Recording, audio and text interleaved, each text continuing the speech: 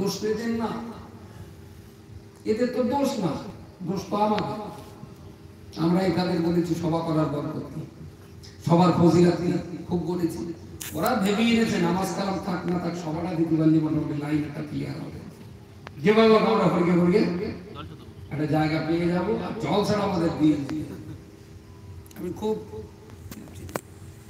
আমি খুব কাছের মানুষ মনে করি, মন থেকে দুটো কথা বলছি। আমি কোনো ফেসমাস থেকে কথা বলি,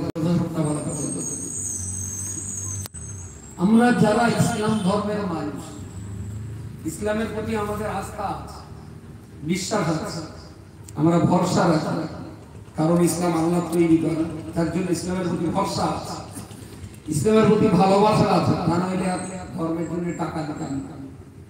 ইসলামের প্রতি আমাদের প্রেম আছে, যার জন্য জীবনে অর্থ দেয়।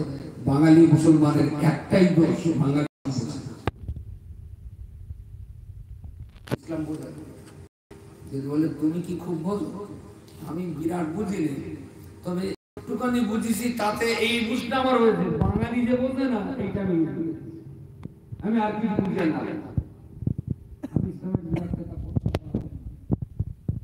আমি যদি আমার সংসার ওই গোড়া থেকে হাদিস আর গোড়া দিয়ে করাবেন, আপনি তো তোগুলো সারা বছর ওরা কি পাবলিক তো মনে রাখবে।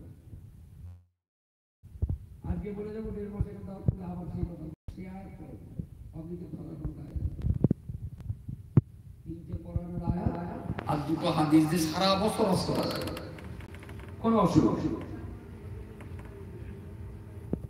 কিন্তু এর পরেও আমি বলছি আমি ইসলামের বিশাল কিছু বুঝি না, তবে যেটুকানি বুঝেছি তাতে আমার এই বুঝটা হয়েছে, বাঙালি যে ইসলাম বোঝে না এটা আমি ভালোই বুঝে ফেলেছি। আমার 3-4টা কথার কথা উত্তর দিলে ভালো লাগবে, আমার বুঝতে ভালো লাগবে। এটা শিখলিয়া না, গাড়িতে বসে মোবাইলে মেসেজ করছিলাম, রাস্তাও দেখা এনে দেশ আর পশ্চিম শিখলিয়া। এবার একটা মসজিদ আছে, আলহামদুলিল্লাহ একটা মসজিদে ঘটা আছে। আচ্ছা, পশ্চিম শিখলিয়া গ্রামের মানুষজন মারা গেলে মসজিদে হাঁটা হয়, সবার কাছে বার্তাটা চলে যায়। তো বলে দেওয়া হলো জোহর বাদ একটাই জানাজা হবে, মানুষ মারা গেছে একটাই জানাজা।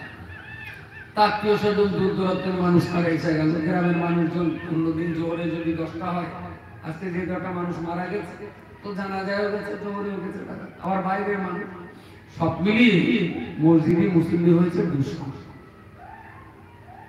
জোহরের নামাজে 200 লোক জোহরের নামাজ জামাত সহ পড়েছে। ওখান থেকে বেরিয়ে যখন জানাজায় আসছেন, জানাজায় এসে কটা পাবেন? 75টা না 500। মসজিদে জোহর পড়েছে কত? জানাজায় 500।